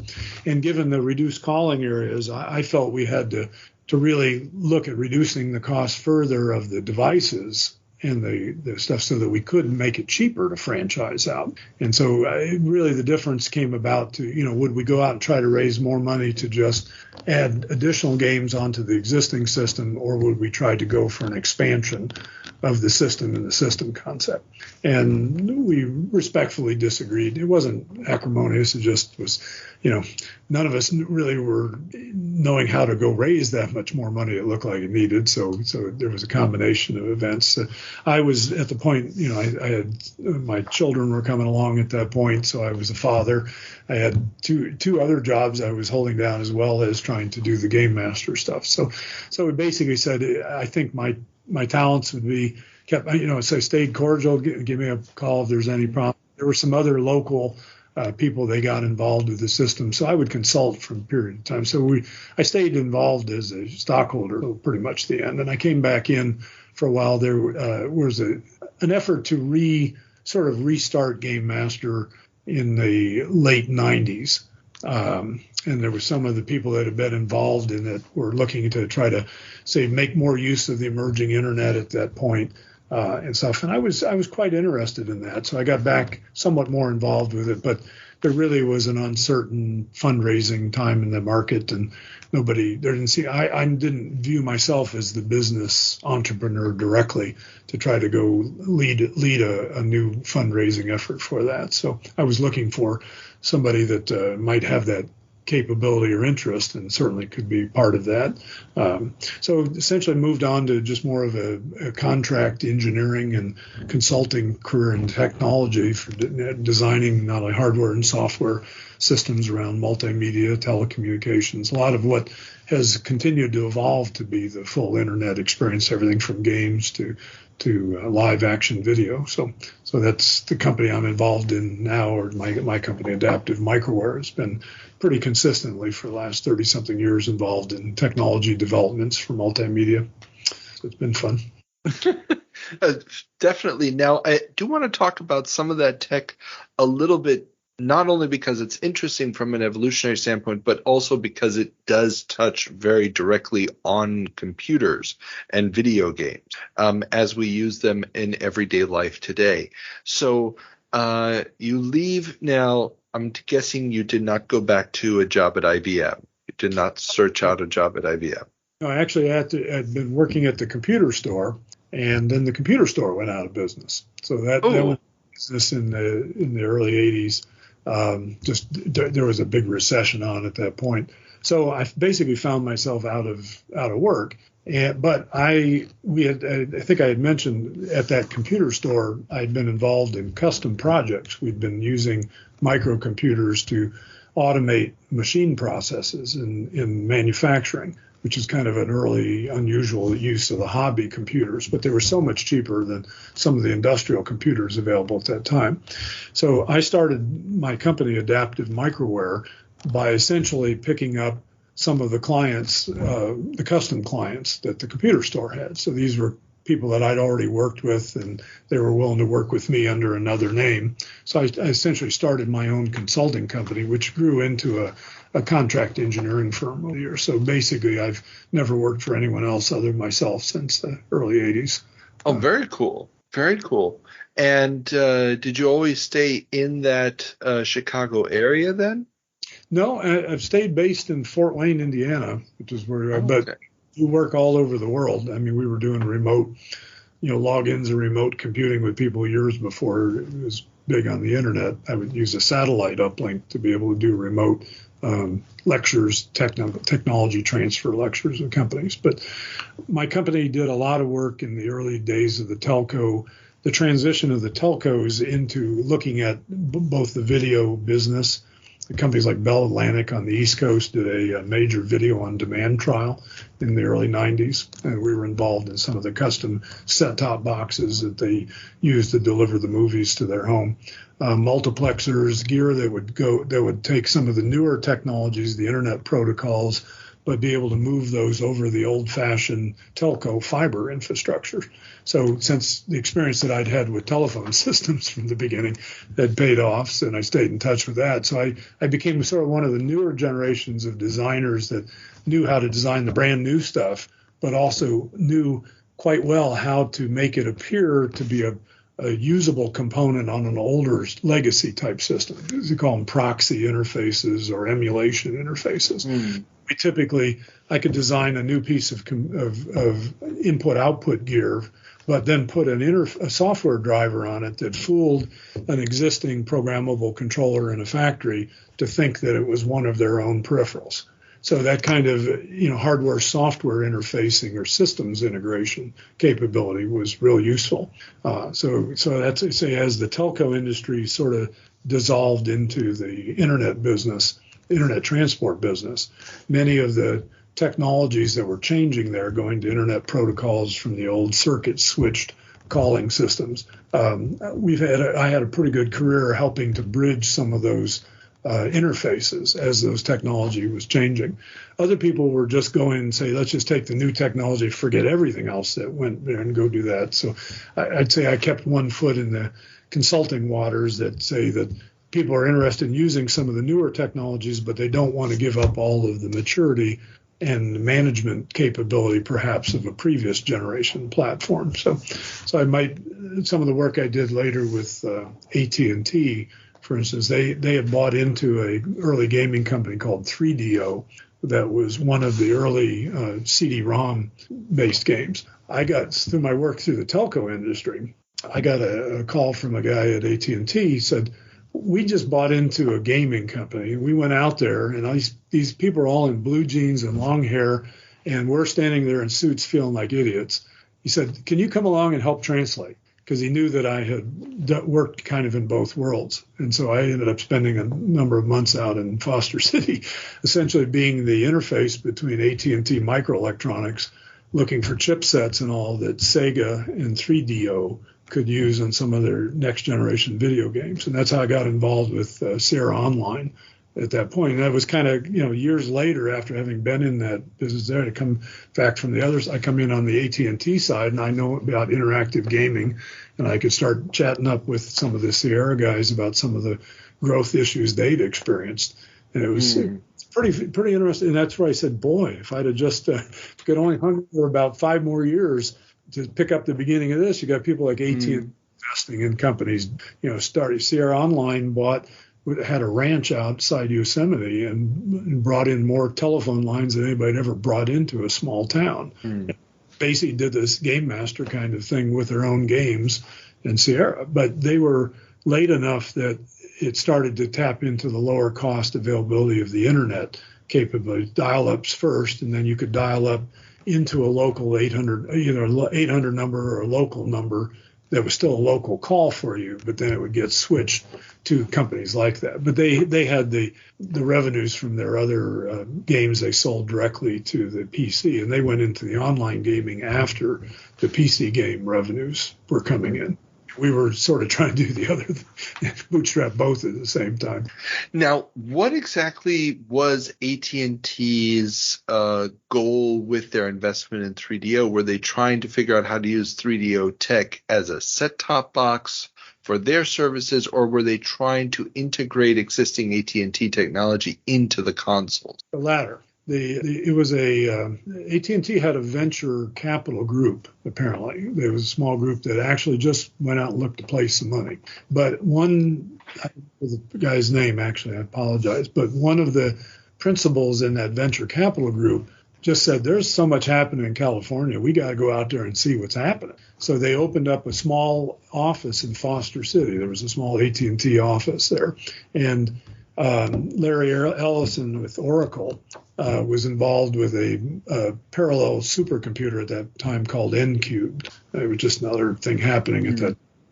So there was a lot of stuff happening, and they were making investments in some of these strange. They invested, I think, in the Apple Newton, thing with Apple. But the 3DO was started by a fellow named Trip Hawkins, was one of the people from the Apple era and Steve Jobs type era, and had this vision of the gaming machine, but using that large capacity CD-ROM, but needed advanced technology, needed CD-ROM technology, needed this. So the investment by AT&T was initially a manufacturing and possible investment further in by providing chipsets and such to that. So being a semiconductor provider directly for the platform. If they had just stayed with that, AT&T Microelectronics would have had a heck of a chip business. But essentially, they were looking at seeing where they could use some of the AT&T chips that they were building for their own modems, for their own stuff, to see if that could be downsized for the 3DO player. And 3DO was working with Sega, I think at that time, also on trying to get involved in some kind of online or gaming type of environment. So one of the specific things we were looking at was a voice over data modem that essentially AT&T would design for 3DO, a modem that would allow you to talk to the person at the other end at the same time you were doing the data. Because up to that point, modems, once they took over the line and started making all the tones, you couldn't talk on the same phone line. But AT&T had a technology that would allow that. The awkwardness was to make it viable for a gaming platform for mass market.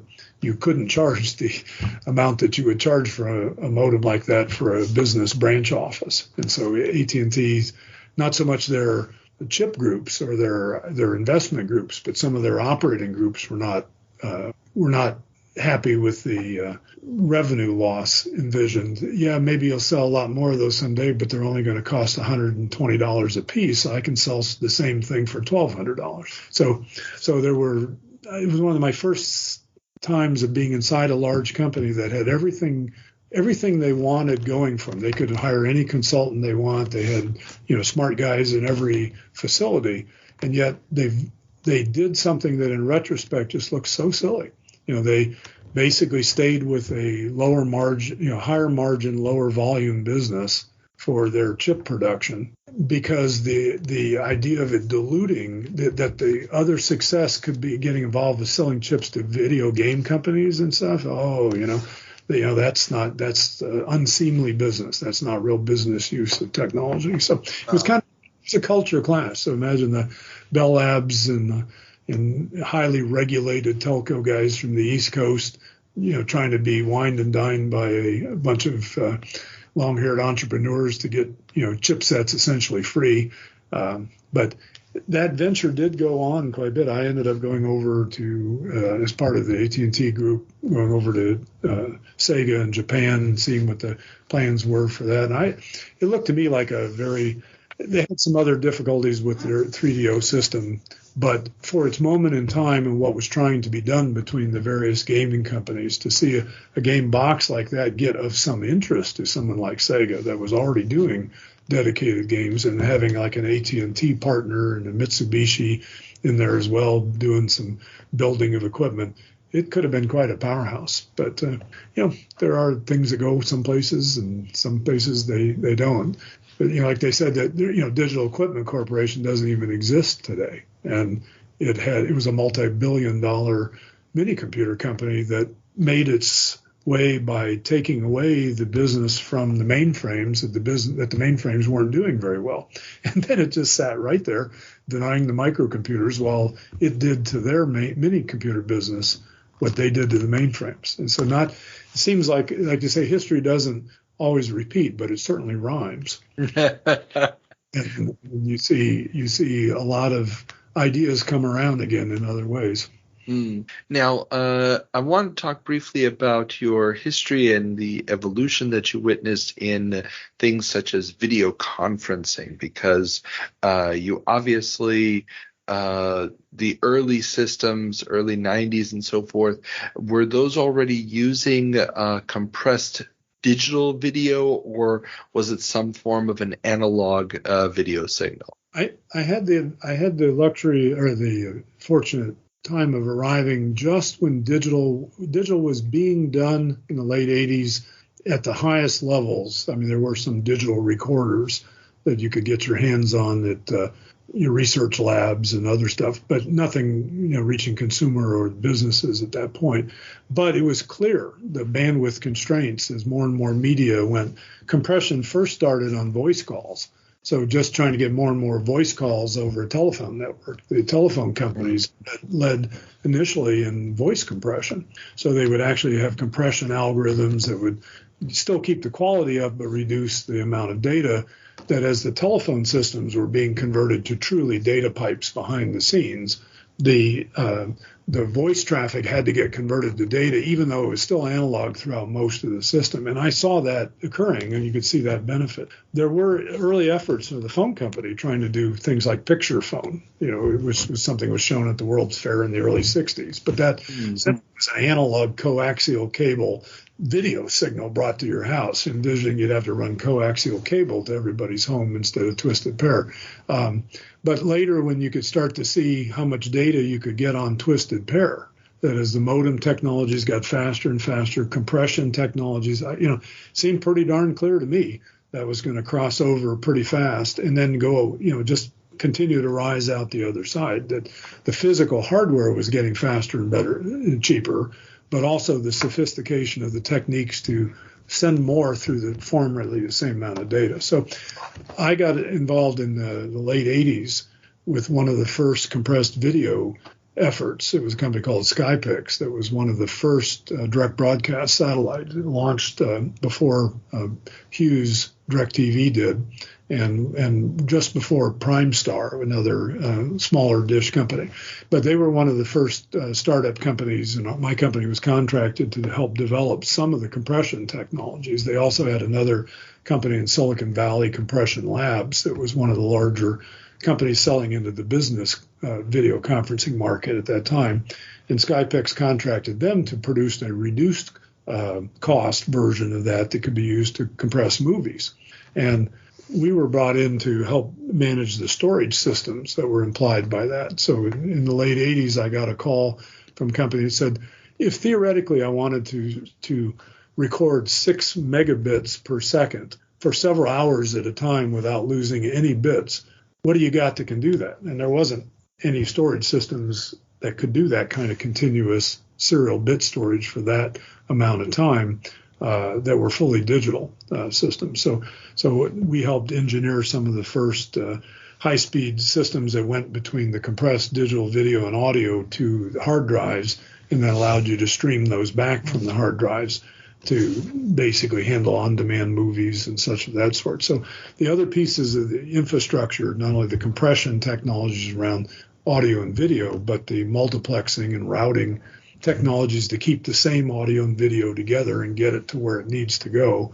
All that metadata management of that is something that's one of our specialties as well. But as the systems got more complicated, I would say Skypix built a proprietary compression system, but also was offering it for sale to some of the cable companies.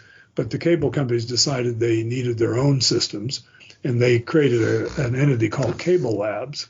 And then the cable companies contracted themselves to develop a proprietary standard that became the standard for the cable industry, which is why you still today cannot get picture-in-picture on your cable box because they need to.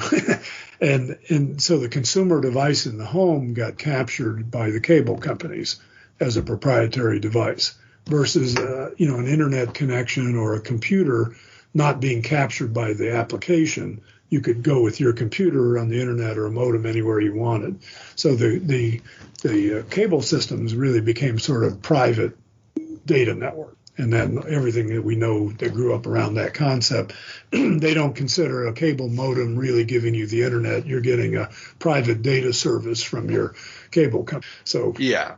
Well, and in the States, they've been using that to piggyback exclusive content or special streams that are only available if you have certain packages and stuff, which not really a practice outside the U.S. as far as I can tell, but definitely a U.S. thing. I was going to say, it seems that in many other places, they figured out that the risk of letting somebody be the transport system and the only store on that transport system is running a risk of being in sort of a non-competitive environment. So I had said for a long time that, if you broke up the distribution, I mean, if you look back at the early days of the movie industry, the movie studios figured out early on that if they just went and bought all the movie theaters in small towns, that people would have to watch whatever they sent to those towns. And so there was a period of time in America where if you lived in a small town, the only thing you saw were the movies that didn't play well in big cities, because they knew that they could still make money from those movies by putting them into a town that only had one movie theater, and it was only show the movies from that studio.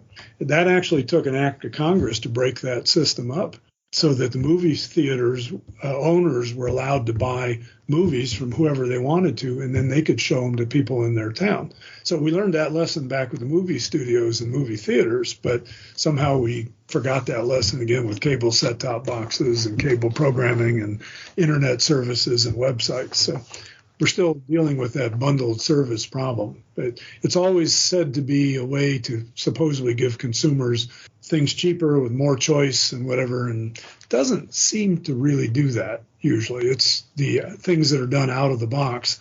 If you look at what happened with Wi-Fi, just opening up a tiny amount of unlicensed Wi-Fi spectrum to allow two computers just to talk to each other without a phone company or a cable system in between, that turned into a multi-billion-dollar-a-year business in a very short period of time, and nobody was centrally managing that. So I think that as we look forward to futures where, the people that own the cell phone tower aren't the only ones that you can buy minutes from. I think in other countries there are more balanced regulations, I think, that do separate some of the content from distribution to allow innovation to happen on both content and innovation to happen on distribution without inherently being tied to the same service.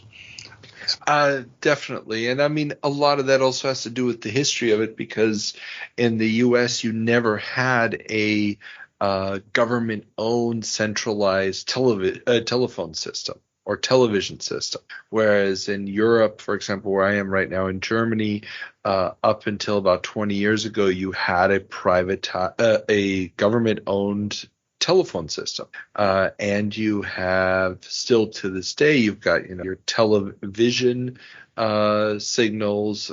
A decent percentage of the channels are government backed and government financed, independent but still government financed. And then in addition to that, you've got the satellite television signals over here, which are a flat fee of one-time purchase of equipment. So if you buy a satellite dish, you don't pay anything more. It's just part of the broadcast spectrum, which completely changes the entire market. That's why cable television never really caught on here, and the biggest cable provider had to spend billions over the last few decades paying for the broadcast rights to soccer games just to have any market share whatsoever.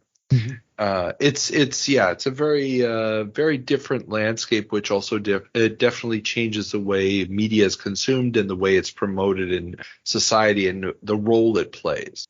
But okay, I don't want to keep you here too long, but this is a rabbit hole we could go down for quite a while. But I do have a two-part question that I ask all of my interview subjects.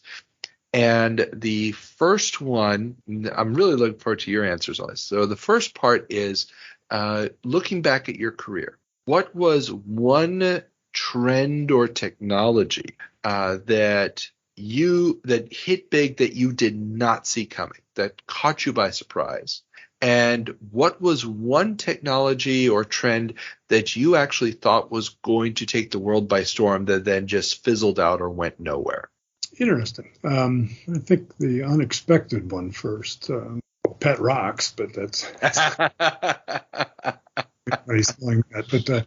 But actually, this does bubble up. So let me say this. I did note that very often more people made money selling the T-shirts, talking about other people's stuff, than the people doing the other stuff made sometimes. So, the idea of accessories, I would work to design something and, try to keep the cost down. And then somebody would go and buy a $10 case for the thing with sequins on it or something else like that. And you're just like, my God, they were telling me that they wouldn't buy the product if it cost $3 more. And, but you'll bling it up, and the idea that I think that the perceived value, you have a tendency to think about the value as being sort of intrinsic. Well, it just does that thing and they're going to have to love it.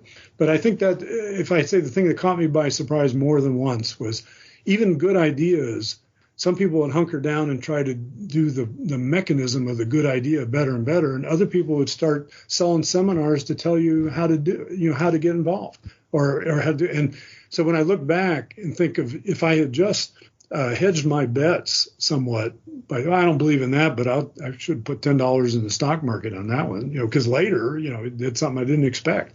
So I would say that the idea that the ancillary marketing or accessories around the next big thing actually seemed to be a more sure market and an easier to get into market than a lot of the heavy lifting stuff. I tended to go right for the core of the new developments. So that was that. And then on the other side, I would say I really did think video conferencing to the home would have happened faster than finally, FaceTime and everything else, Skype kind of making it a little more ubiquitous once the internet was as cheap as it finally got and the bandwidth gathered, because it was quite practical to put a fairly decent looking video over twisted pair of phone lines back in the early 90s. And that system was exploited when I mentioned the Stargazer trial at Bell Atlantic, I think it was around 94, 95, somewhere like that. They were seriously going to go head on head against the cable companies. The telephone company was going to deploy video on demand. They bought a supercomputer from Oracle. They bought set-top boxes that we helped design by the stuff, and they put out a trial that was by all means quite successful. Everybody loved it. The movies on demand were great. And then they just decided to go try to buy a cable company instead of competing with them. Then that almost bought TCI, and then both companies' stock crashed. And then after that, then they just decided to not bother. So I really thought that the telcos would have brought at least the minimum video calling services and some of the other to them, because their infrastructure was just getting so cheap to do it. But they started lobbying to get into wireless. They started lobbying to get out of the local lines. They wanted more of those unregulated markets. So we kind of ended up with the telcos in our country running the cell phone systems now, and just leaving behind the old infrastructure. So I thought I really did think there would be a big, robust use of some of the existing infrastructure, wired infrastructure in the country. But there were in retrospect, so many political and investment and other ways that to try to unhook the telcos from all the public service commissions they were involved in every state made it difficult to go in and do something innovative with the telephone company. I had one guy at a local phone company. I said, you're still charging at that time a T1 line, let's say around the early, it's 93, 94. I think a T1 line was a data circuit you could buy locally from a telephone company between two locations. You could get about 1.5 megabits per second each way, but it would cost you about $1,500 a month to have that in place. Now, hospitals to all the branch clinics all around. I mean, there were hundreds of those circuits around Fort Wayne.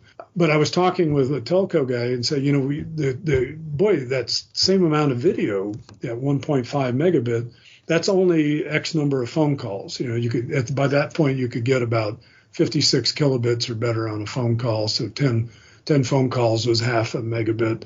So, was that 30 phone calls would be about that. So if the cost of 30 phone calls, you could switch, 1.5 megabits to anybody. If we did that in the local thing, all these flowers would bloom, these companies could grow based off that data. And he said, yeah, but he says, I don't wake up every morning trying to think how to reduce next quarter's revenues. He said, if the word got out that we were selling that same amount of bandwidth to consumers or startup companies, all the hospitals in town would call me up immediately and want to break their existing contracts and take advantage of the lower price. And they have so many circuits they own it. If they just threaten to cancel them, we'd have to give in.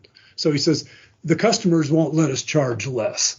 And I go, this seems nuts. The customers won't let you charge less.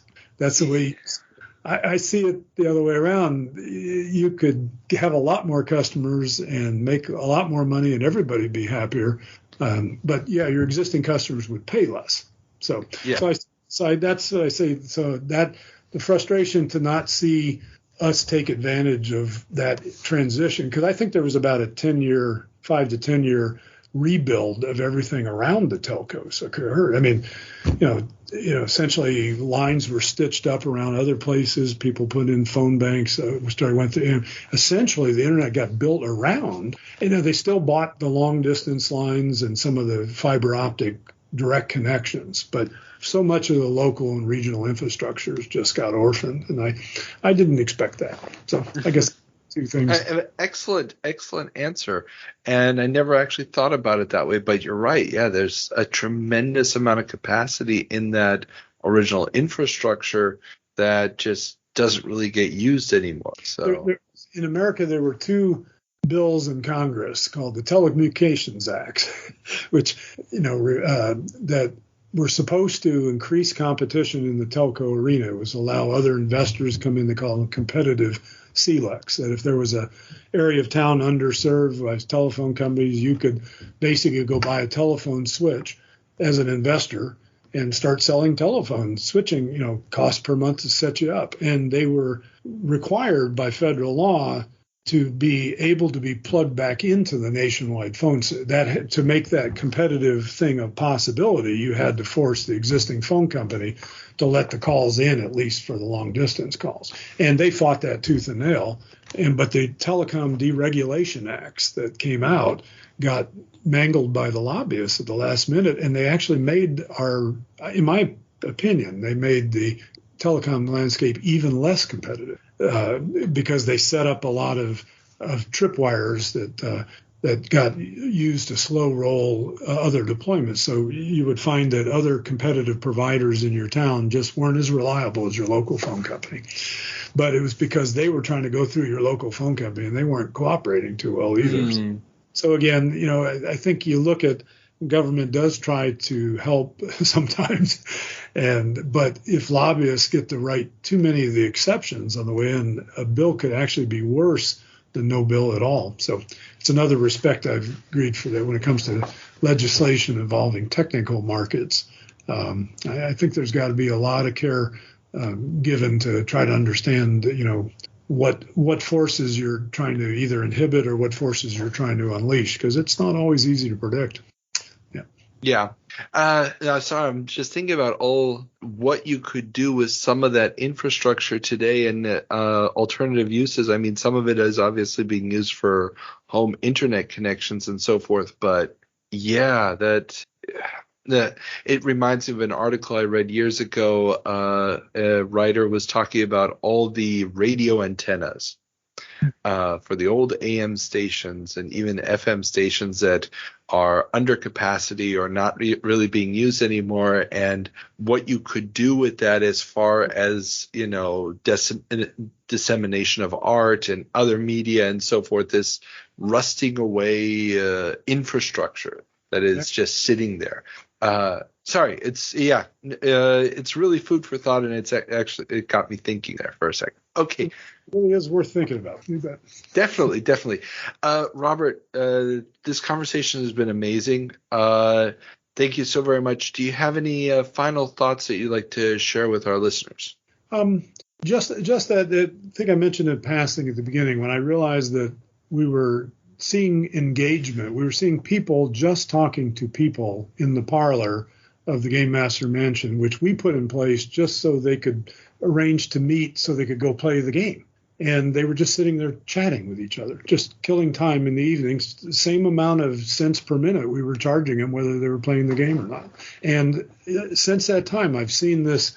When you get the rigidness out of the way, and you let people just make an informal call, not have to reserve a conference room for a certain time for a video conference, you can make the video conference from your desk on demand. That once you reduce the barriers, people get very interactive with technology pretty quickly, and they figure out all kinds of stuff to do with it. And yet, it does look like, we create a society that we let the last generation of technologists really kind of influence, the evolution longer than previous generations had. I joke that, if the typewriter companies had really seen what the word processors, if they hadn't thought of word processors as competition in that way, they should have just bought the word processing companies. I mean, the revenue was being made by the typewriter company. So why didn't they buy the next way people were going to type letters? They viewed it as competition and they let a whole nother industry get created. But the typewriter companies didn't influence the microcomputer revolution much. They just kind of faded away.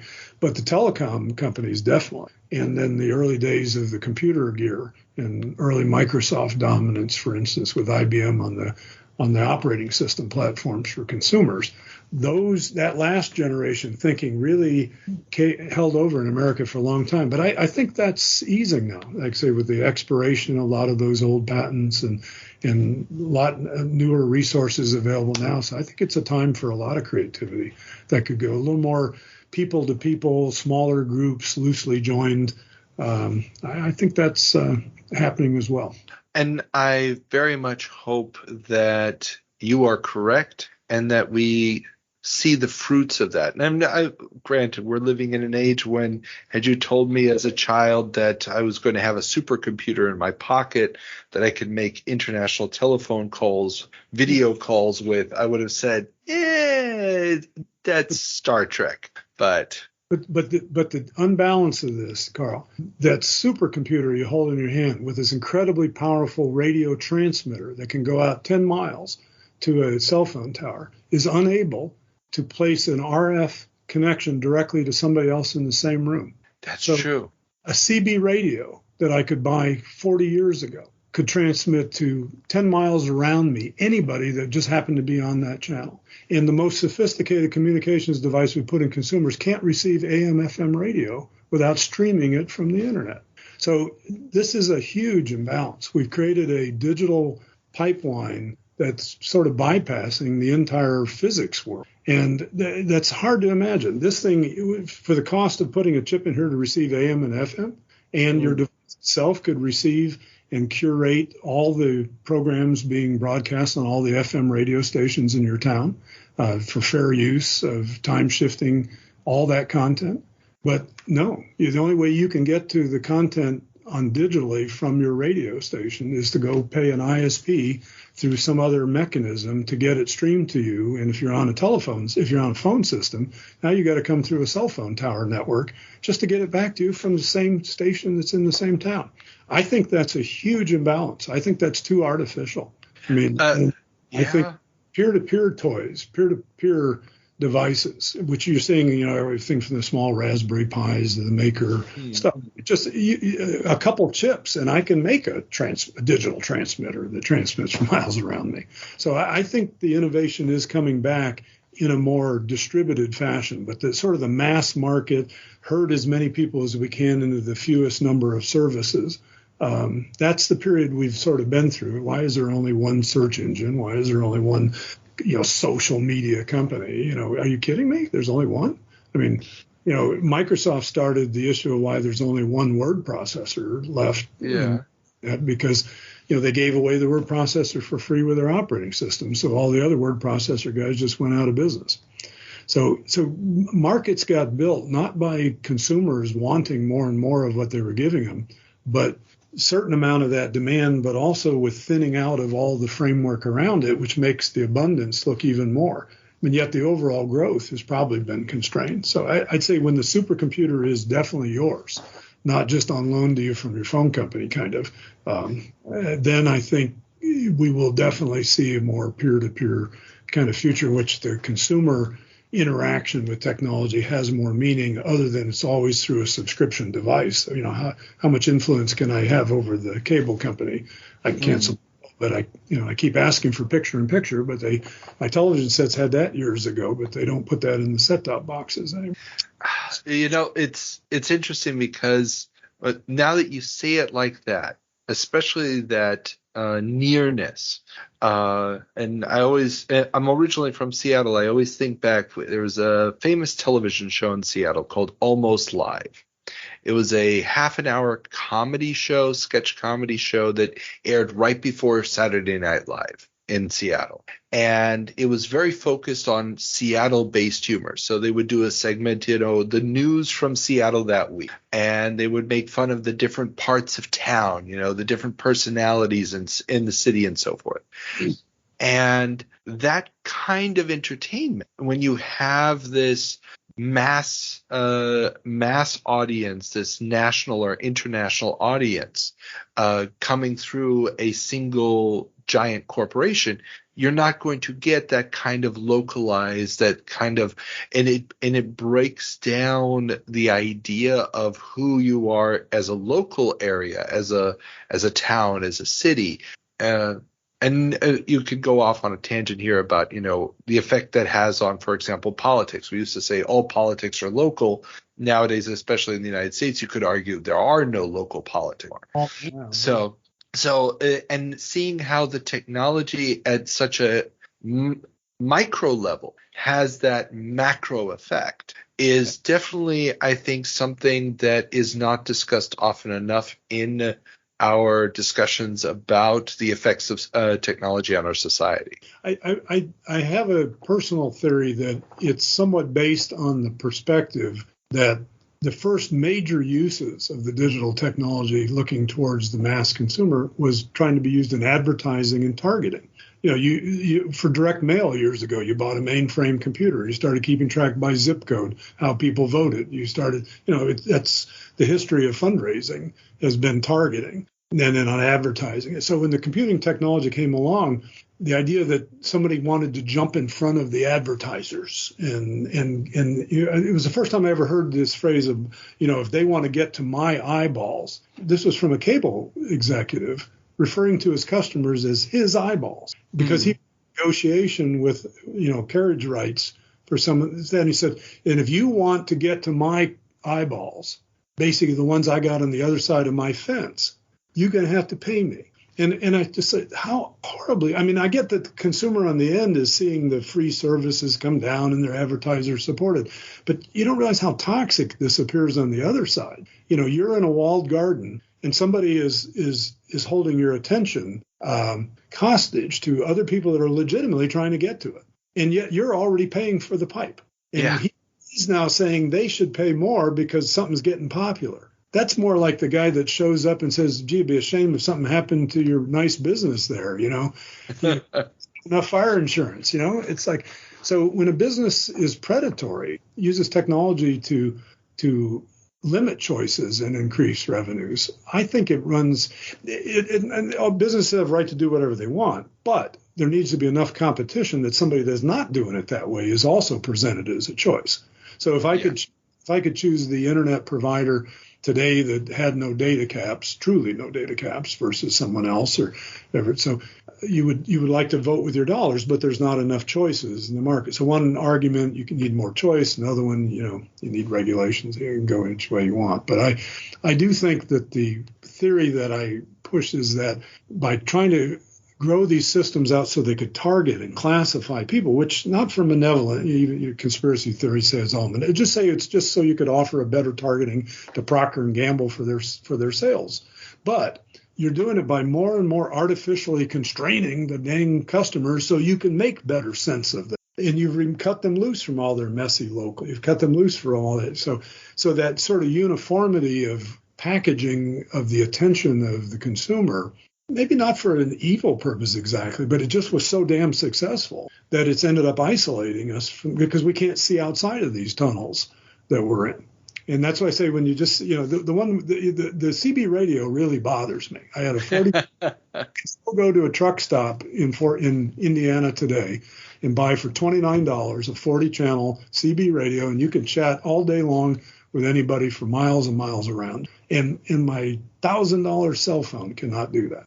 That's because it's not really a consumer device. It is a terminal to some extent. Apple has done their own job, perhaps better in some of privacy and some security stuff. But it's still, anytime you're just simply a standardized terminal on some kind of system, you're gonna lose some of that richness at the edges. So I think we need more openness on those protocols, or more distributed and granular systems to feed in some of this. One other thing I would say, that during the pandemic, we do sell some equipment to the broadcast industry. So when you talk about, they had the vision years ago that the cell phone companies were just going to eventually take them over, buy their frequencies, and everything would become cell phones. But it turned out not to, because during the political campaigns, the biggest amount of revenue local stations make is from political ads. And guess what? Political ads are primarily wanting to be local. So you want to be in the district of the congressman in Indiana. You don't want to spend a lot of money over in Ohio. They ain't voting for your Indiana congressman. So the local and state elections, the targeting that's possible through radio and TV, turned out to be cheaper and better than trying to do it through AdWords and stuff on digital services, trying to do it as a nation service, trying to focus down. Because if you just put it on a local television station, by definition, it's only seen on the people in that area. And it's a fairly low cost amount to have it placed there. So the figures I saw said that some of the biggest increases in profitability and revenue occurred for local stations during the pandemic last year. Not only interest in political ads and other ads being placed, but instead of them dealing just with nationwide feeds that they're just rebroadcasting local, people were more interested in what was the local situation on the virus. How's my local hospital doing? What's the status of the ICUs in our region? So there was suddenly an interest in truly local news updated often. Where do you go to find out about this? And they said that actually you didn't get that just logging into Facebook, suddenly knowing what do in Fort Wayne, Indiana. So the idea that I think the wishing it all would go away locally so that everything can be a nationwide feed is a view of somebody that's only nationwide, seeing most people as fairly generic. But the world's actually far more local than that. So I think we always do the right thing after we try everything else. Yeah. So it's changing. And on the intellectual property side, the advantage is that almost all the things that were used to restrain use of technology or advanced technology, those patents and intellectual property rights, those are lapsing now on some very good technologies from not that many years ago. So if you go take there were great MRI machines 20 years ago. They just had rather expensive computers attached to them. So if you want to come out with a cheaper MRI machine today, you can go with a much cheaper computer, and you could use off-the-shelf open source software that didn't exist back then, and you don't violate any patents. So I'd like to say that after a 20 or 30 year stopping period where intellectual property pushed by large entities slowed down a lot of innovation, it eventually had to give. And so people may need to try to convince us to move to 5G, but if I had essentially free 3G available all the way around me in a distributed way, and I could set up my own switching server based on the 3G protocols from 15 years ago, I could bring out an open source system and set up a phone system that's all wireless just around me. So those technologies are now coming back into the entrepreneurial marketplace, where they were essentially froze out by large companies for a long period of time. So I'm fairly optimistic about the next 10 to 15 years in the technology side of things. We'll see how the rest of the world goes too.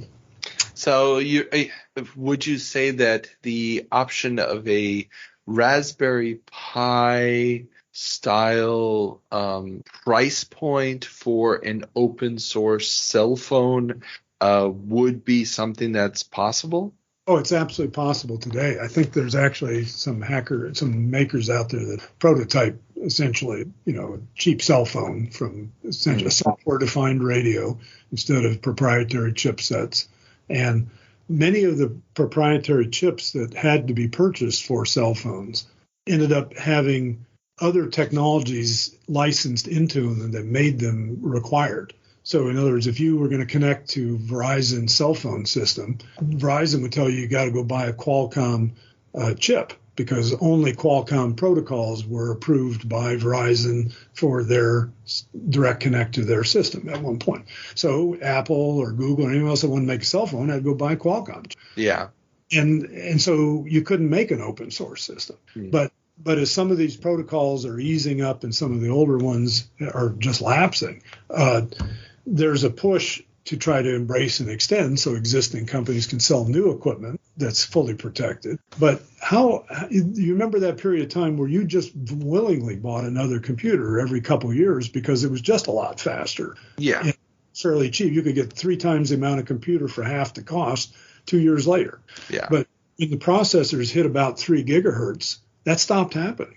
Processors did not double in speed anymore for about the last 5 to 7 years. So how often do you feel driven to go replace the desktop? It's pretty darn fast. So you reach a level of transparency, you don't need to keep buying the more expensive one. So the subscription model on a desktop computer stops when finally it's a little supercomputer and you haven't managed to bring it to the knees yet doing anything you're doing. It just gets cheaper and cheaper after that point. That point is just starting to happen, but our cell phones are not cheap because they're specialized instruments that have a lot of protocols together to go to on it. But that'll change. So I'd like to see essentially a citizens band digital radio come back. And there's a couple of them, some use of the white spaces and some expanded use of spectrum that might be coming along. But there's a lot of smart people that would know what to do with it if we go that way. That would be very cool. I look forward to seeing how that plays out. Robert, again, thank you very much. I'm going to